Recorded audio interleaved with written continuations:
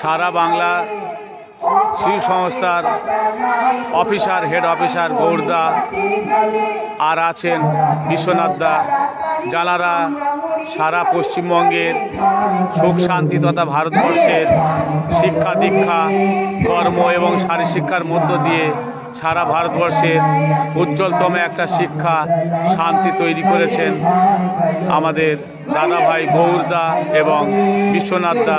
আমরা দেখতে পাচ্ছি খুব সুন্দরভাবে, আর আপনারা দেখছেন সারা ভারতবর্ষের মানুষ এনাদের অপেক্ষায় থাকেন।